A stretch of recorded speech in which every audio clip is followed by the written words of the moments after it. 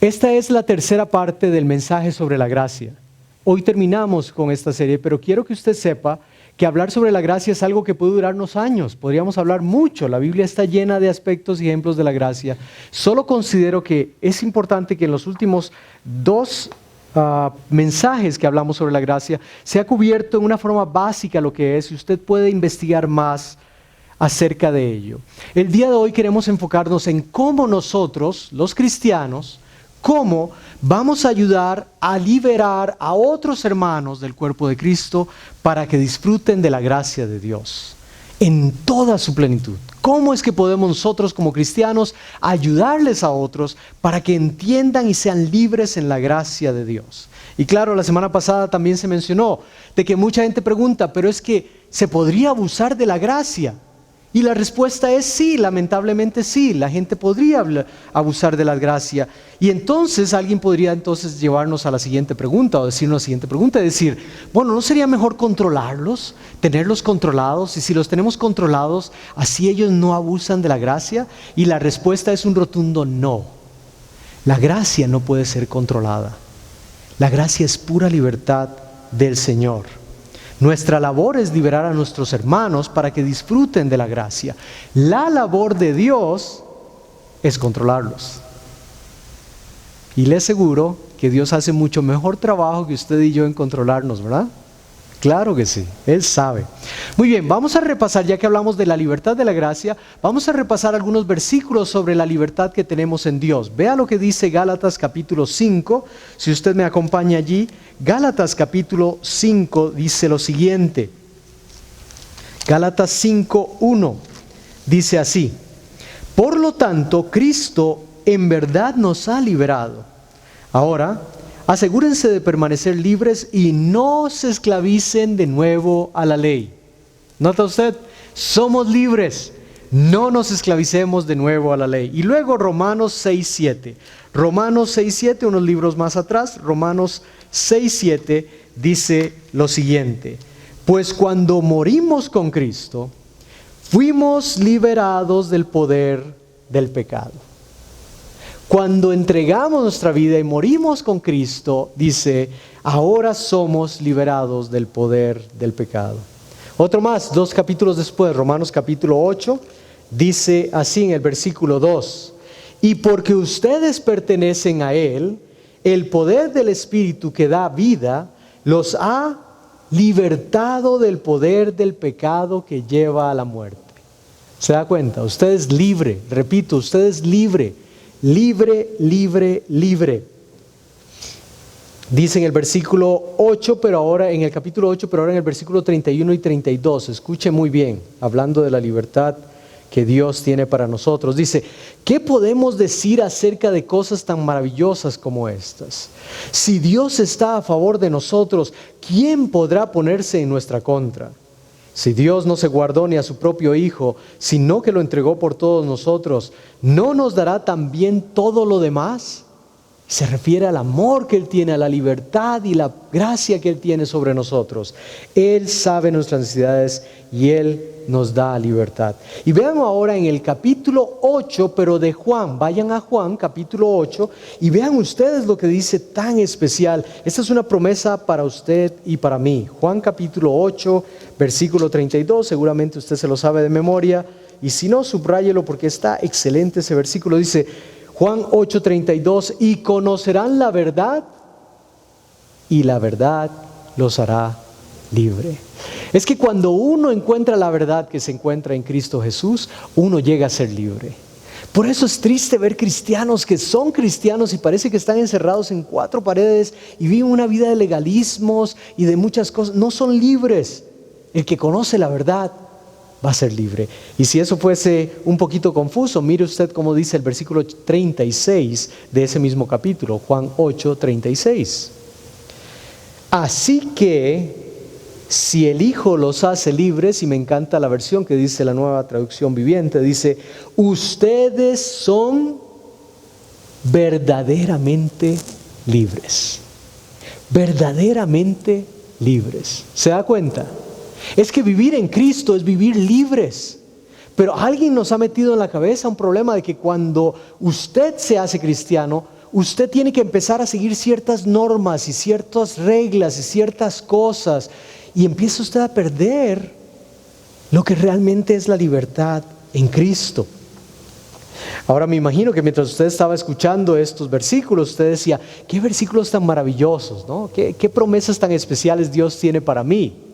Y bueno, sí es cierto que son promesas para usted, pero no olvide que esos versículos no son solo suyos. Esas promesas son para todo el cuerpo de Cristo. Todo, para su hermano, el que está al lado ahorita, para su hermana, la que está al lado ahorita. Es para todo el cuerpo de Cristo. Esos mensajes son promesas no solo para nosotros, sino para nuestros hermanos. Nuestros hermanos también tienen que ser libres. Nuestros hermanos también son libres en Cristo. Y claro, recuerde, les hablo de nuestras libertades en Cristo, nuestras convicciones en Cristo, que son básicamente una especie de lista que tenemos de cosas que podemos hacer. Ahora, yo no le puedo imponer a usted, yo no le puedo imponer una lista de lo que yo disfruto hacer. No, yo tengo mis libertades en Cristo. Es probable que usted tenga otras libertades en Cristo que yo no tenga. Yo sé que ahorita empieza usted a confundirse de qué habla este hombre. Le voy a explicar un poquito más. Pero lo que quiero que quede claro es que cuando usted vaya entendiendo de qué listas hablo, usted no se las imponga a su hermano, ni espere que su hermano le imponga a usted otras listas. No, usted es libre. Le repito, usted es libre. Yo no le puedo imponer a usted mis listas de gracia, ni usted me puede imponer a mí sus listas de gracia. Cuando uno hace eso, cuando uno trata de imponerle a otros una especie de reglas y reglamentos de lo que usted hace para vivir en la gracia de Dios, usted deja de ser una persona, un agente de gracia. Usted se convierte en un legalista.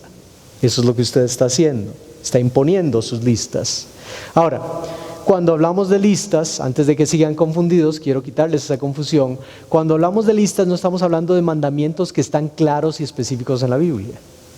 ¿Estamos de acuerdo? Repito, cuando hablamos de listas, no estamos hablando de convicciones claras y mandamientos claros que están en la Biblia, que están muy claros en la Biblia.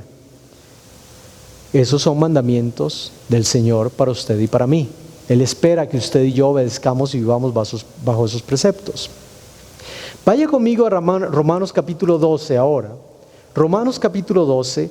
Ahora vamos a leer desde los versos 9 y 21 y ahora vamos a hablar de convicciones y de mandamientos del Señor. Esto no son listas suyas o mías, no, esto es algo que usted y yo tenemos que hacer.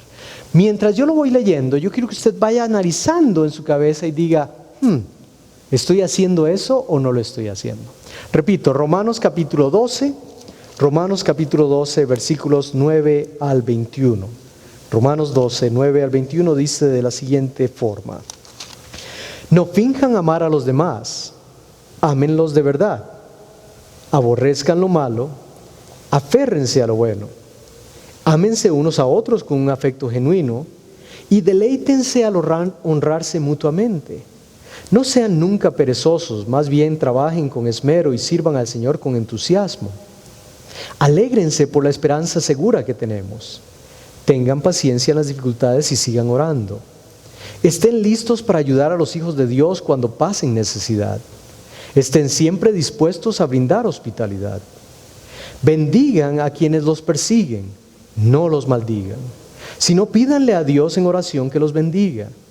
Alégrense con los que están alegres y lloren con los que lloran. Vivan en armonía unos con otros.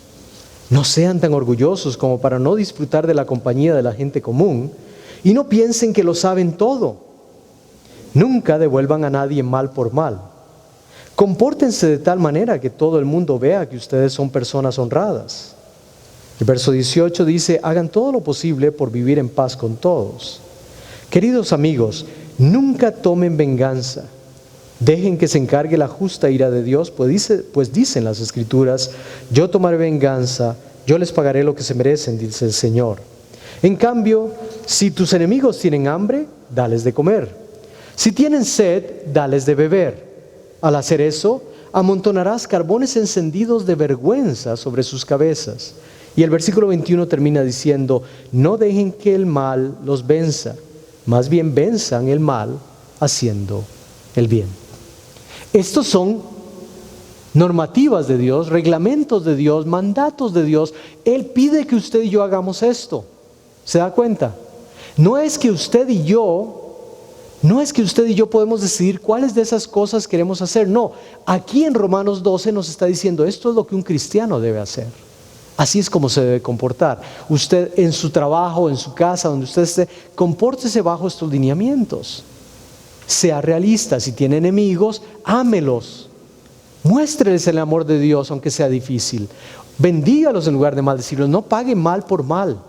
Compórtese bien. Con aquellos hermanos que están alegres, alégrese con ellos. Con aquellos que están sufriendo, sufra con ellos. Sea un hermano de verdad. No busque la venganza. Deje que Dios se encargue de ello. ¿Se acuerdan? Son pasajes muy claros. Dios nos manda a guardar esas cosas. Esas son convicciones claras, mandatos claros del Señor.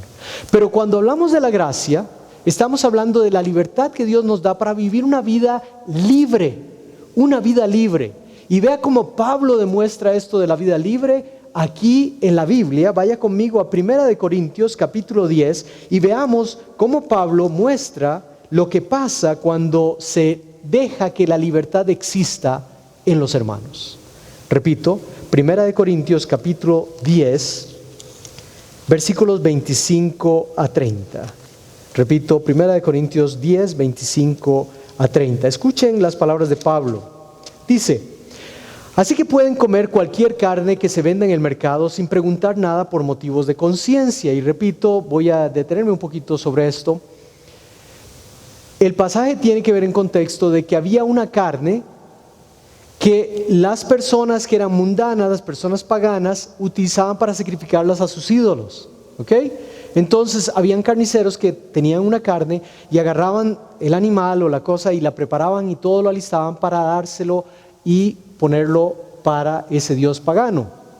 Pero por supuesto solo se daba una parte de esa carne, de ese animal, solo una parte de esa carne se usaba para el sacrificio. La otra carne, que nunca se llevó al sacrificio, los mundanos y paganos la llevaban al supermercado y la vendían, ¿no? El carnicero vendía, daba una parte y se la llevaban para el ídolo y la otra parte la ponía él en la carnicería, en la venta. Y allí entonces hay un problema de que algunos cristianos, cuando ya se hacían cristianos, no sabían si podían ir a la carnicería y no sabían si podían comprar esa carne porque no sabían si era esa carne sacrificada a ídolos o no.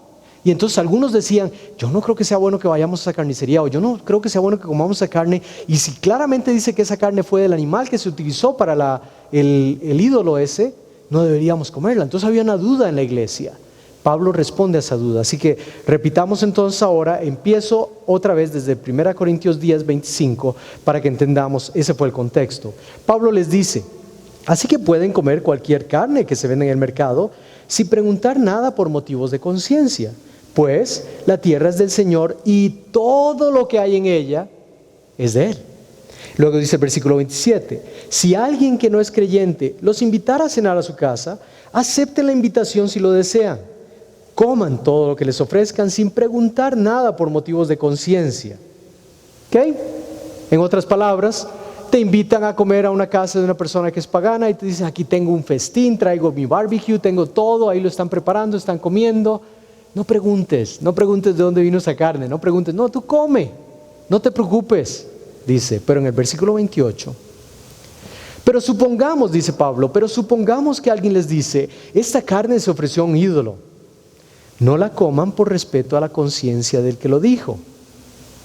Ahora, una persona está allí y les dice, bueno, pero ¿sabes qué? Es que esa carne fue entregada a un ídolo. Entonces usted dice, no, está bien, por conciencia de aquella persona, no es que a usted le afecte, usted se la puede comer sin problema, pero para mi hermano más débil, a él le molesta que esa comida es supuestamente sacrificada al ídolo. Entonces le dice Pablo, no, si la persona se siente débil y piensa que no puede comer y te dice, no comas por ayudarle a él.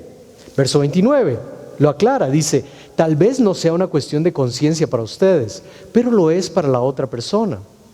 Pues, pregunta Pablo, ¿por qué tendría que ser restringida mi libertad por lo que piense otra persona?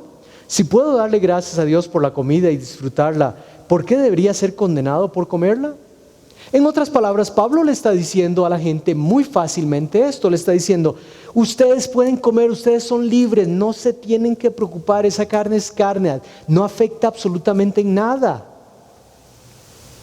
Pero ¿qué tal que un hermano de estos nuevos en Cristo te dice, pero es que yo creo que esa carne fue sacrificada a ídolos? Entonces, ¿qué haces tú?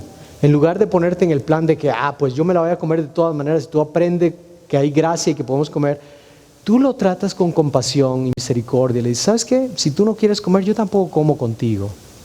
Pero Pablo lo dice, no es que a ti te afecte, ¿se da cuenta? No es que a ti te afecte comer o no comer. Es que por ese hermano que es débil en la fe, tú quieres ayudarle a ese hermano. ¿Estamos de acuerdo? ¿Lo entiendes? Esa es la idea. Ahora, piénselo en el siglo XXI. Piénselo cómo sería en el siglo XXI.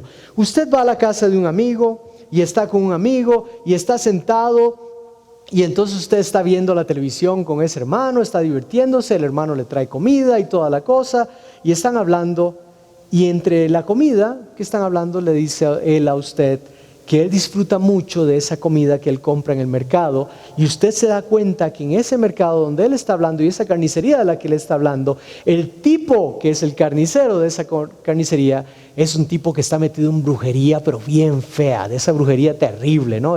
Tiene unas cosas ahí rarísimas en su carnicería y hace brujería. Entonces, ¿qué hace usted? Usted no hace nada, usted come, porque a usted no le va a pasar nada por comer la carne del brujo ese. Usted es libre, a usted no le va a pasar nada. Es el colmo que hay cristianos que creen que si como un pedazo de eso, que porque él es brujo y me lo como yo, entonces algo me va a pasar a mí, se me va a meter un demonio o algo. Es carne y usted es libre. ¿Se acuerda qué dice la Biblia? Que usted es libre, nadie puede metérsele a usted porque usted es un cristiano verdadero. ¿Estamos de acuerdo? Entonces, usted no va a preocuparse por eso, se lo come, pero ok, pasamos al otro momento. Usted va a la casa del otro hermano y el otro hermano es nuevo en la fe y desafortunadamente ha estado viendo mucho enlace y ha estado oyendo muchas de esas predicaciones raras y está así con la cabeza metida de que todos son demonios, todas las cosas son malas, todos bla bla bla aquí y allá. Y entonces estamos hablando y entonces usted está conversando de que estaba con el amigo y que estaban comiendo y que comió una carne riquísima, estaba sabrosísima, que fue la del carnicero brujo, y usted metió las patas, hijo del carnicero brujo, y el otro hasta que para así las uñas y se le queda viendo como diciendo, y tú no comiste, ¿verdad?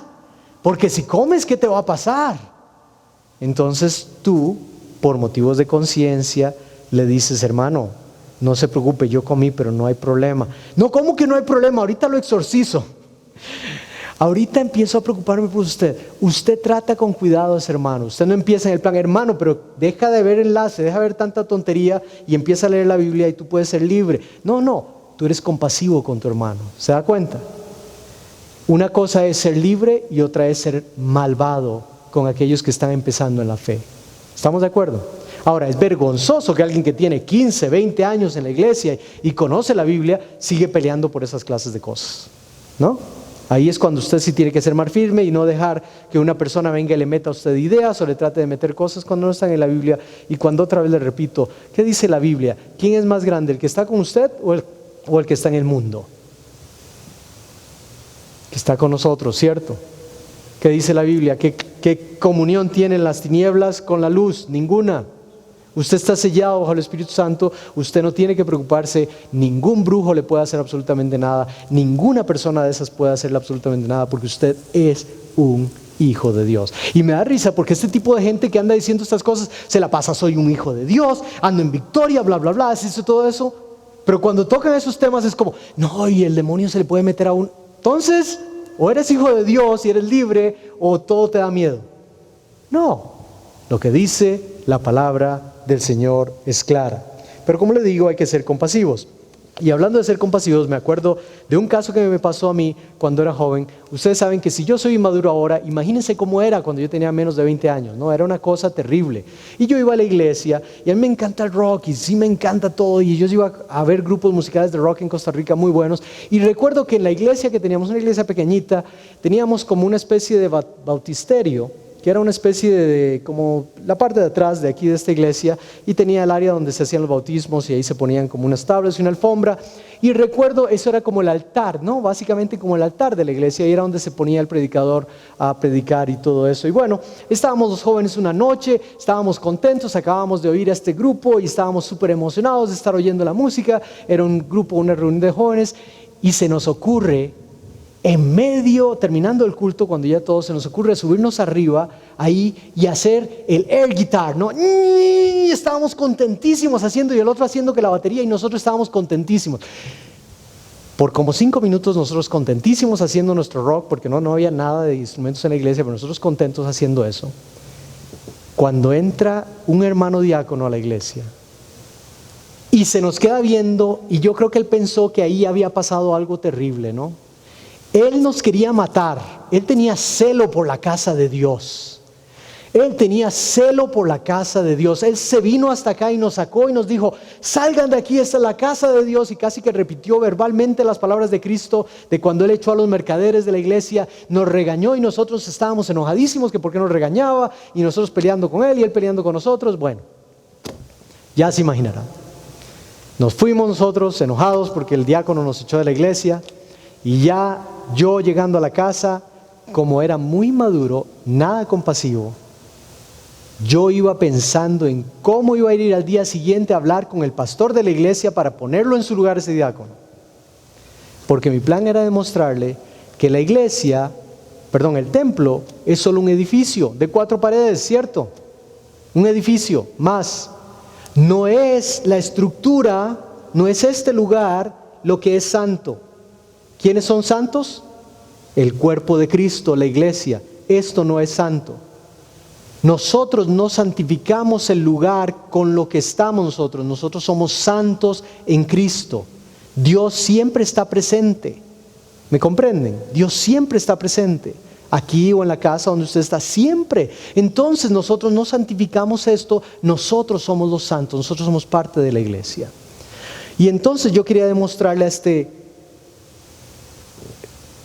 ignorante diácono, según yo, que es ilógico que nosotros estemos haciendo algo malo cuando simplemente estamos divirtiéndonos en ese lugar donde absolutamente nada pasa. Pero cuando se da la palabra de Dios está allí hacia la gente. No es que ese lugar se hace santo, ¿me comprenden? Esa es una de las grandes cosas que tenemos en pleito con la iglesia católica, ¿se acuerdan? La iglesia católica tiende a hacer ciertos rituales y demuestran en cierto momento que ciertas cosas que están pasando son totalmente sacras.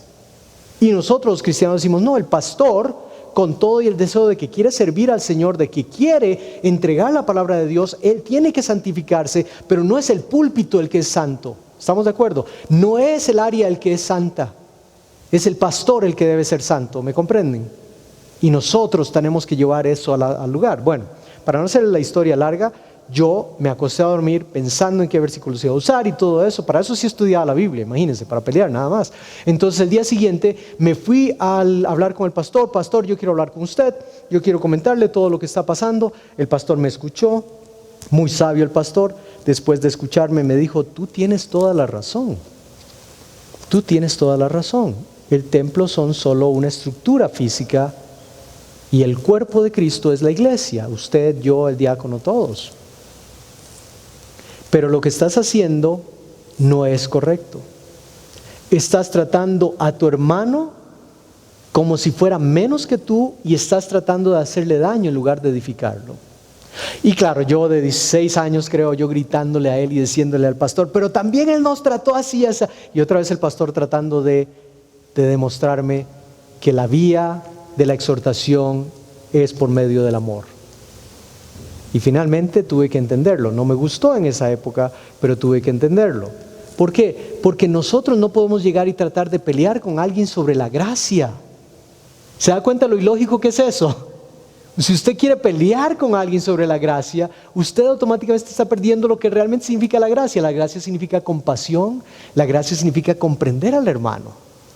Esa es la idea de la gracia. Y entonces por eso dice la Biblia que nosotros debemos ser agentes de gracia, permitiendo que la gracia fluya a través de nosotros. ¿Lo entiende? Ahora, yo quiero que usted se haga 2 preguntas internamente. Estas dos preguntas, usted necesita ser muy sincero. No las tiene que contestar, no me las tiene que decir, pero yo quiero que usted las piense. Analícelas. Primera pregunta.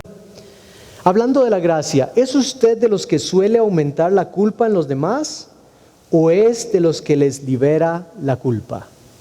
Repito la pregunta.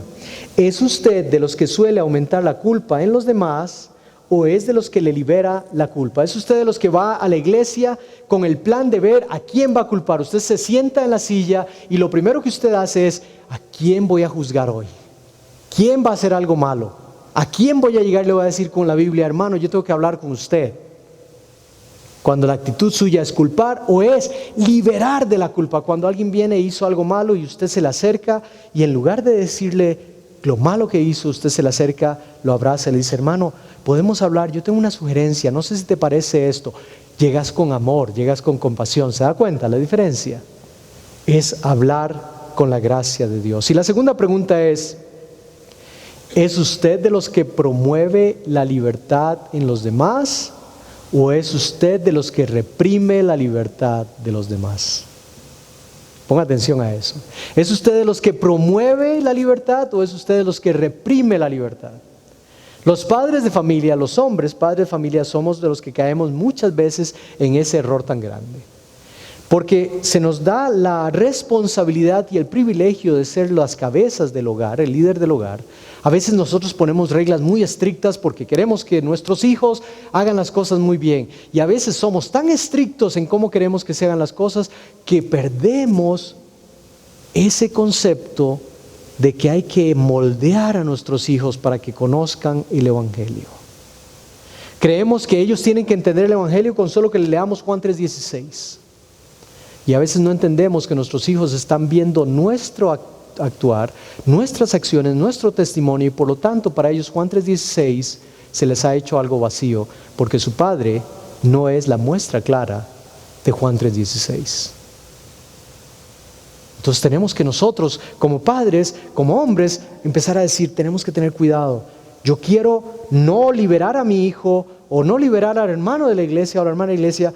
No, yo quiero controlarla porque es bueno para ellos. No, hable primero con sus actos, muestre con sus actos que usted es una persona que está entregada a Dios, que busca a Dios, que lee la Biblia, que busca saber de Dios, que es humilde para aceptar sus errores. Y entonces ahora sí, cuando usted quiere demostrarle a sus hijos o a las demás personas que usted quiere crecer en Dios, ellos le van a creer.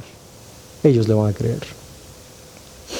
Ahora, yo no sé si ustedes de los que se escudan en una supuesta santidad, trata de decir que yo soy muy santo y la gente tiene que entender que estamos en diferentes niveles. Cuando alguien habla de eso de niveles de santidad, yo trato de ser compasivo, pero me río cuando alguien habla de niveles de santidad, porque el que habla de niveles de santidad, según la Biblia, es el arrogante.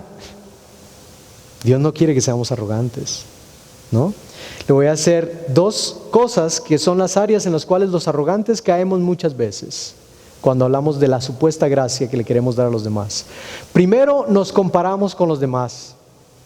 Primero vivimos comparándonos con los demás. Vivimos una vida de cierta forma y queremos que los demás vivan de la misma forma, ¿no? ¿Se acuerdan? Lo hemos hablado anteriormente. Vivimos de una forma, pero queremos que la demás gente se amolde a nosotros y no queremos aceptar amoldarnos al de ellos. Y la otra, como les dije hace un rato, queremos controlar a los demás. Queremos controlarlos. Y es que de veras hay una ansiedad tan grande en mucha gente por querer controlar a los demás. Yo creo que una de las cosas que yo disfruto de esta iglesia y que espero que se mantenga en esta iglesia es que nosotros seamos hermanos que nos vamos ayudando mutuamente a conocer a Cristo y a crecer en Cristo. Pero no hermanos que sienten que tengo que hacer esto porque el pastor me dijo, o tengo que hacer lo otro porque si no el pastor. No, yo quiero que tú sientas que tú creces en Cristo porque tienes libertad de crecer en Cristo. Y mi deber como pastor es llevar el mensaje de la palabra de Dios, de amarte, de ayudarte y de guiarte en lo que yo pueda. Pero mi deber principal es hacerte ver que el que te va a llevar a conocer su voluntad es la Biblia, es la palabra de Dios a través del Espíritu Santo, no yo. Yo puedo tratar de darte mis consejos, mis exhortaciones y por supuesto lo que la palabra de Dios dice, pero es tu decisión si quieres vivir o no como el Señor quiere que tú vivas. El pastor Swindoll, del que hizo el libro El despertar de la gracia, y el cual he sacado para utilizar todos estos mensajes ahora como una base de trasfondo, habla de 4 pautas que nos ayudarán a ser agentes de gracia. Agentes de gracia, instrumentos de gracia. 4 pautas que usted y yo deberíamos seguir, y me parece muy importante que sigamos estas pautas. Número 1, aceptar a los demás es vital para darles la libertad de ser ellos mismos. Repito, aceptar a los demás es vital para darles la libertad de ser ellos mismos. Acompáñenme a Romanos capítulo 14, 1 al 4, donde leeremos algo que nos puede ayudar a poder entender esto de cómo liberar a los demás por medio de la aceptación. Romanos 14, 1, 4 dice lo siguiente: acepten a los creyentes que son débiles en la fe y no discutan acerca de lo que ellos consideran bueno o malo. Por ejemplo, un creyente piensa que está bien comer de todo, pero otro creyente con una conciencia sensible come solo verduras. Los que se sienten libres para comer de todo no deben menospreciar a los que no sienten la misma libertad, y los que no comen determinados alimentos no deben juzgar a los que sí los comen, porque a esos hermanos Dios los ha aceptado. Y el versículo 4 dice: ¿quién eres tú para juzgar a los sirvientes de otro? Su amo dirá si se quedan en pie o caen, y con la ayuda del Señor quedarán en pie y recibirán la aprobación de Él. Aceptar a los demás es vital, como les digo, para darles libertad. Si tenemos hermanos que son débiles y hacen ciertas cosas, hay gente que come ciertas cosas, ya lo hemos repetido una vez, hay gente que come chile y disfrutan comer chile. Está bien, la gracia me permite dejarlos que pequen. No, estoy bromeando. Usted quiere comer y otro no quiere comer, no hay problema. Usted disfruta el chile, disfrútelo con ganas. Si el otro no le gusta, déjelo que no coma chile. Viva, sea feliz, pero recuerde, acepte a los demás, déjele la libertad de que ellos hagan. No impongamos esas listas de lo que queremos o no queremos a los demás. Voy a leerles en la página 127 del libro del señor Swindoll una lista que él simplemente pone como un ejemplo de cosas que nosotros como cristianos consideramos algunos tabús y otras personas no. Repito, hay personas que consideran esto que voy a leer un tabú y otras personas no. Cuando yo lo vaya leyendo, quiero que ponga mucha atención y usted mismo vaya diciendo, ¿quién sabe si yo como cristiano haría eso o no? Ir al cine o al teatro, maquillarse, jugar naipes, algunos dicen jugar cartas, mirar televisión, ir a la playa y ponerse traje de baño, no tener un devocional todos los días, ir a un restaurante donde se venden bebidas alcohólicas, tomar vino, tomar cerveza, ponerse determinada ropa, conducir determinados automóviles, escuchar cierta clase de música, bailar, ya sean bailes folclóricos, bailes en salones, en discotecas, lo que sea, bailar, trabajar en ciertos trabajos, usar el cabello largo o corto, o en la forma en que usted le dé la regalada gana. Tener grandes posesiones. Hacerse una cirugía estética. Tomar café. Ir al gimnasio con mallas elastizadas. Ponerse tatuajes.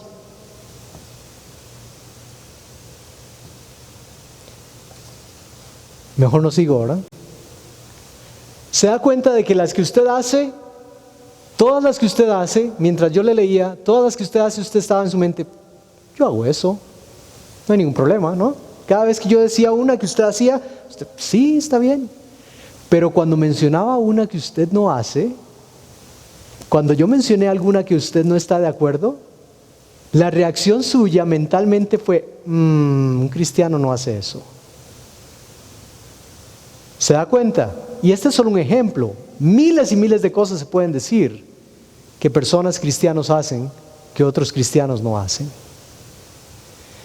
El gran problema con nosotros como cristianos es que no podemos aceptar a los demás porque queremos que los demás sean como nosotros. Entonces nosotros queremos vivir en la gracia, tenemos una lista de las cosas que podemos hacer, pero no nos gusta cuando otro hermano tiene otra lista que no sea la nuestra. Y déjeme decirle que una forma de liberar a un hermano para que viva en la gracia es aceptando que él tiene listas que usted y yo no hacemos. Usted a mí nunca me encontrará tomando vino. No me gusta el sabor. No le hallo. Yo he probado con amigos que tienen vino en su casa y me dicen toma una copa de vino y trato de hacerlo y palabra. No me gusta, no me sabe bien, no sé, tal vez nunca he probado el mejor o el más bueno, no sé. Pero si usted toma vino y usted toma vino, yo disfruto con que usted tome vino. A mí no me afecta que usted tome vino. Yo no voy a decir que usted es menos cristiano o más cristiano porque tome vino. ¿Se da cuenta? No. Pero como usted que toma vino quiere que yo me obligue a seguir ciertas cosas que tal vez yo sí hago y usted no hace, y entonces usted que toma vino dice, bueno, tomar vino está bien, pero lo que tú estás haciendo no está bien. Y yo digo, ¿qué pasó? ¿Por qué? No estoy hablando de pecado, o sea, estamos de acuerdo. No estamos hablando de pecar, estamos hablando de ciertas cosas que nos dan la libertad de hacer y que otros no lo quieren hacer. Porque no les nace, porque no son ellos. ¿Se acuerdan que una vez habíamos hablado de la música? Yo no soy bueno, yo no tengo paciencia para aprender un instrumento. He hablado con José Manuel y he hablado con otras personas. Yo no podría tocar con ninguna banda, porque no, me encanta la música, pero yo no tengo la paciencia. No sé si ustedes han visto, los que han aprendido música y saben de música, saben cuántas veces hay que repetir las mismas tonos una y otra vez, ¿no? Hasta que se las aprendan. Yo no puedo, yo después de dos, si no suena bien, ya no suena, punto, yo voy a otro instrumento. Ese soy yo, soy impaciente, eso no me gusta. Pero yo por eso desprecio la música o desprecio a aquellos músicos que se han matado y van a una universidad a aprender a ser músicos, jamás. Los admiro, porque sé el nivel de práctica que implica poder hacer las cosas que están haciendo. El Señor nos dice a nosotros que para liberar a los demás tenemos que ayudarles. Y vea, les repito, lo que dice Romanos 14:3, dice, los que se sienten libres para comer de todo, no deben menospreciar a los que no sienten la misma libertad. O sea, si usted es libre y puede hacer lo que usted quiera hacer, no ande menospreciando al que no puede hacer eso, porque es un hermano débil en la fe. Pero dice también el mismo versículo, y los que no comen determinados alimentos no deben juzgar a los que sí comen, porque a esos hermanos Dios los ha aceptado. O sea, que el otro hermano débil tampoco puede andar juzgando al otro hermano y decir también está mal porque ese hermano está haciendo eso. No, aquí dice que ni uno ni el otro. La gracia es una calle de dos vías. Yo muestro la gracia y la otra persona muestra la gracia a mí. ¿Se da cuenta? Yo muestro la gracia y la otra persona muestra su gracia. Muy bien, la segunda pauta. Si dejamos de controlar a los demás, aceptamos que es el Señor quien dirige sus vidas. Repito, si dejamos de controlar a los demás, aceptamos que es el Señor quien dirige sus vidas. Vea lo que Pablo sigue diciendo ahora en los versículos 5 a 8 de Romanos 14. Dice, del mismo modo, algunos piensan que un día es más sagrado que otros, mientras que otros creen que todos los días son iguales. Cada uno debería estar plenamente convencido de que el día que elija es aceptable. Los que adoran al Señor un día en particular lo hacen para honrarlo a Él. Los que comen toda clase de alimentos lo hacen para honrar al Señor, ya que le dan gracias a Dios antes de comer. Y los que se niegan a comer ciertos alimentos también quieren agradar al Señor y le dan gracias a Dios. Pues no vivimos para nosotros mismos, ni morimos para nosotros mismos. Si vivimos es para honrar al Señor, y si morimos es para honrar al Señor. Entonces, tanto si vivimos como si morimos, pertenecemos al Señor. El hermano que piensa que tal día es el día que debe ser el día de culto. Hay gente que de veras solo puede venir a la iglesia los domingos. Venir un sábado sería como romper la ley del Señor. Y entonces ellos solo van los domingos a la iglesia porque hay que ir los domingos a la iglesia, no puede ser los sábados. Y luego otros hermanos van los sábados porque creen que el sábado es el día del Señor y les molesta que alguien vaya el domingo. Pablo dice, ninguno de los dos, no se preocupen. Si quieres ir el sábado, ve el sábado. Si quieres ir el domingo, ve el domingo. Todos los días son del Señor, ¿estamos de acuerdo? Estamos de acuerdo, ese no es el problema. Si alguien quiere comer una cosa y el otro no quiere comer, no hay problema, déjalo comer, vive en libertad. Vivamos en libertad. Lo que dice esto es que nosotros dejamos a nuestros hermanos tener libertad y ellos nos tienen que dejar a nosotros tener libertad. Es parte de ser un cristiano de gracia. ¿Y por qué? Lo dice el pasaje. Porque no vivimos para los demás, no vivimos ni para él ni para ella, vivimos para Dios, glorificamos a Dios. Si vivimos para él, vivimos. Si morimos, morimos para él. Con él vivimos o morimos. Somos de él, ¿no? Somos de él. Tercera pauta. Liberar a otros implica que nunca asumiremos una posición que no tenemos derecho a asumir. Repito, liberar a otros implica que nunca asumiremos una posición que no tenemos derecho a asumir. Sigue diciendo el versículo 9 al 12 de Romanos 14. Cristo murió y resucitó con este propósito: ser Señor de los vivos y de los muertos. ¿Por qué entonces juzgas a otro creyente? ¿Por qué menosprecias a otro creyente? Recuerda que todos estaremos delante del tribunal de Dios, pues dicen las Escrituras: tan cierto como yo vivo, dice el Señor, toda rodilla se doblará ante mí, toda lengua declarará lealtad a Dios. Es cierto, cada uno de nosotros tendrá que responder por sí mismo ante Dios. Entonces, no podemos nosotros juzgar a nuestro hermano que come, o al hermano que guarda un día especial, o al hermano que baila, o al hermano que hace esto. Usted y yo no lo podemos juzgar por lo que hace. No podemos. Nuestra labor como cristianos es, si el hermano vive de esa forma, él y Dios tienen que lidiar con eso. ¿Cierto? ¿Por qué? Porque usted y yo tenemos que lidiar también con las cosas que nosotros hacemos. Somos libres, pero ¿cuántas veces hemos hecho cosas que supuestamente son para libertad del Señor y qué hacemos? Vivimos en libertinaje, vivimos en pecado. Eso no es gracia de Dios, sino que nos aprovechamos, abusamos de la gracia, ¿se acuerdan? Entonces, el hecho de que a usted le encanta bailar quebradita o ¿cómo se llama? Norteña o lo que sea, lo que usted quiera, báilelo si a usted le gusta. Ese es problema suyo y Dios. Hable con Dios acerca de eso. Yo no le voy a venir a decir a usted si usted debe o no debe hacer eso. Pero tampoco usted debe venir a decirme a mí qué tipo de música puedo bailar, no puedo bailar, o qué tipo de música debo escuchar, no debo escuchar. ¿Se da cuenta? La libertad en Cristo nos hace vivir y decir, ok, yo voy a escuchar la música que a mí me gusta, pero Dios me dice, ok, esa música me glorifica, esa música de alguna forma me ayuda, o esa música te divierte y todo, no tiene sentido, pero está bien, te diviertes, pero ten cuidado, ten cuidado. El Señor siempre está ahí guiándonos y entre más leemos y conocemos su palabra, Dios nos ayuda y nosotros debemos ser sabios. Como te digo, no eres tú el que debes juzgar porque tú no sabes toda la historia. Es más, ¿cuántos de nosotros hemos cometido un error? Yo imagino que usted, si tenía que levantar la mano, lo haría. ¿Cuántas veces nosotros hemos juzgado equivocadamente a alguien?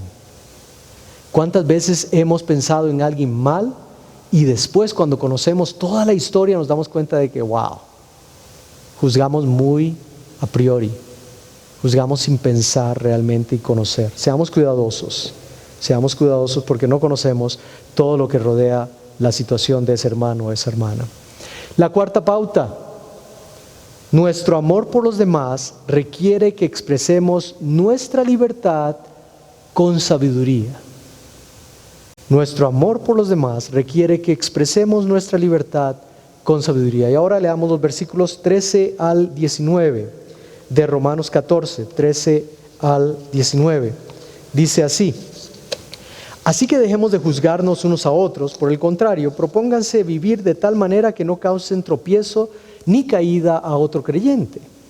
Yo sé y estoy convencido por la autoridad del Señor Jesús que ningún alimento en sí mismo está mal. Pero si alguien piensa que está mal comerlo, entonces para esa persona está mal. Si otro creyente se angustia por lo que tú comes, entonces no actúas con amor si lo comes. No permitas que lo que tú comes destruya a alguien por quien Cristo murió. Entonces no serás criticado por hacer algo que tú crees que es bueno.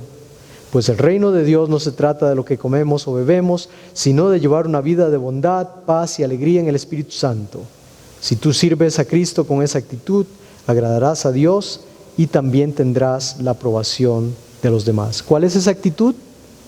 Esa actitud donde yo estoy pensando en los demás, donde yo tengo compasión por mis hermanos, donde yo pienso en mis hermanos, aunque yo esté haciendo cosas que para mí me hacen sentirme libre y no me afectan, cuando veo que a un hermano le afectan, me pongo el corazón, el sombrero de compasión y empiezo a pensar, ¿cómo puedo hacer para demostrarle amor a ese hermano y ser cuidadoso? Es una actitud que va a agradar a Dios y hacerlo bien. Sabiduría ante todo, con sabiduría.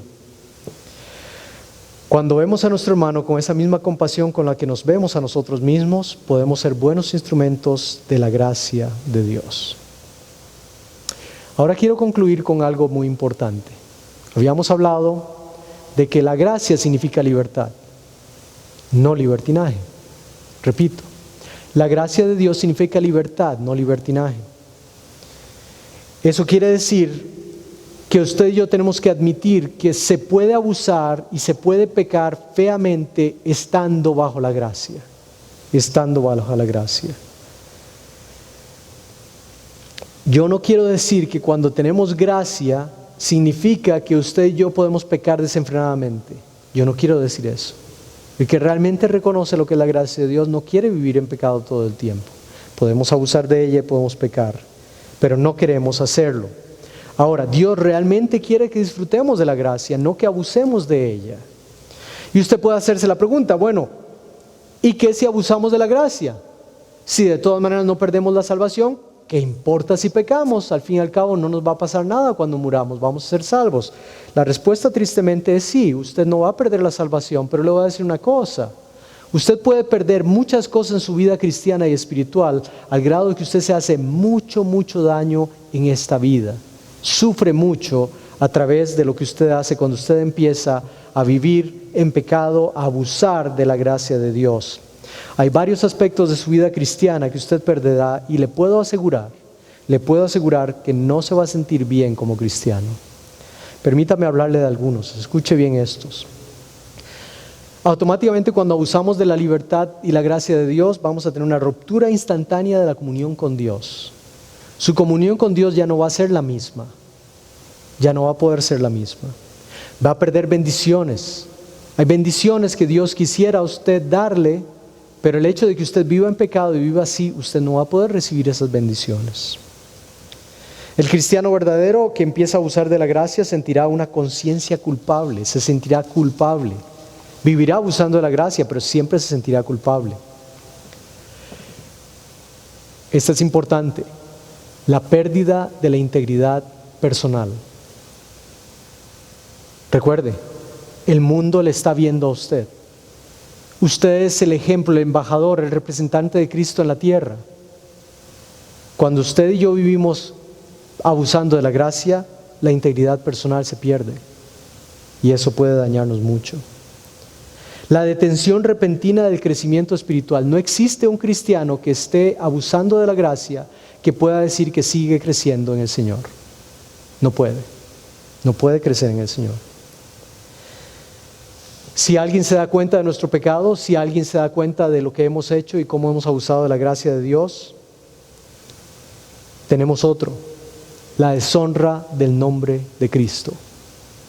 A causa de nuestro pecado que ha sido descubierto, a causa de cómo se ha expuesto nuestra vida ante la gente y que no somos cristianos que decimos ser, el nombre de Cristo se deshonra. Y segundo, la injuria al testimonio de nuestra iglesia local. La gente hablaría mal de la iglesia, la gente hablaría mal de Dios a causa de nosotros. No, como le digo, no perdemos la salvación, pero perdemos tanto en el proceso de abusar de la gracia que nos dañamos. Si usted sigue jugando con fuego, admita al menos que se va a quemar, y duele mucho. Yo le recomiendo una cosa, vuelva a vivir en la libertad verdadera, vuelva a vivir en la gracia divina de nuestro Señor. Quiero hablarle a usted, hermano y hermana, que conoce realmente lo que es la gracia, a usted que quiere vivir en total libertad. Quiero dejarle estas palabras que Pablo dice a los colosenses que son para usted. Esta es la palabra de Dios para usted que conoce realmente la gracia de Dios. Dice así Pablo en Colosenses capítulo 1 versículos 9 al 13. Así que desde que supimos de ustedes, no dejamos de tenerlos presentes en nuestras oraciones. Le pedimos a Dios que les dé pleno conocimiento de su voluntad y que les conceda sabiduría y comprensión espiritual. Entonces la forma en que vivan siempre honrará y agradará al Señor, y sus vidas producirán toda clase de buenos frutos. Mientras tanto, irán creciendo a medida que aprendan a conocer a Dios más y más. También pedimos que se fortalezcan con todo el glorioso poder de Dios para que tengan toda la constancia y la paciencia que necesitan. Mi deseo es que estén llenos de alegría y den siempre gracias al Padre. Él los hizo aptos para que participen de la herencia que pertenece a su pueblo, el cual vive en la luz. Pues Él nos rescató del reino de la oscuridad y nos trasladó al reino de su Hijo amado, quien compró nuestra libertad y perdonó nuestro pecado. Él compró su libertad, hermano. Él compró la libertad que usted tiene en la gracia. No la abuse. No la abuse, no abuse de ella. Más bien permítale a Dios que usted pueda crecer y como dice esto, usted pueda disfrutarla totalmente, conociendo a Cristo y conociendo que, y repitiendo, recordando, reafirmando que Él lo rescató de la oscuridad y lo trasladó al reino de la luz. ¿Oramos? Señor Jesús, gracias mil porque sabemos claramente que nos has rescatado. Fue un rescate. Nosotros por nosotros mismos ahí estaríamos perdidos, pero nos rescataste, nos trajiste hacia ti. Y Señor, te queremos agradecer por haberlo hecho. Nos has traído al reino de tu luz, a tu reino, Señor. Y ahora queremos realmente demostrar esa libertad que tenemos con los demás, siendo compasivos, siendo sabios, siendo amorosos, exhortando con amor. Pero más que todo eso, disfrutando esta libertad tan especial que tiene tu gracia, Señor. Gracias por ella, gracias por la libertad que nos ha dado. Y te pedimos que durante estos días, semanas y años, hasta que tú vuelvas o hasta que nos lleves contigo, podamos recordar esa maravillosa gracia y podamos demostrarla. Queremos ser instrumentos de gracia a los demás. Queremos reconocer ante los demás que tú eres Dios y eres el único que nos has hecho libres. Te lo agradecemos, Señor, en el nombre de Cristo Jesús. Amén.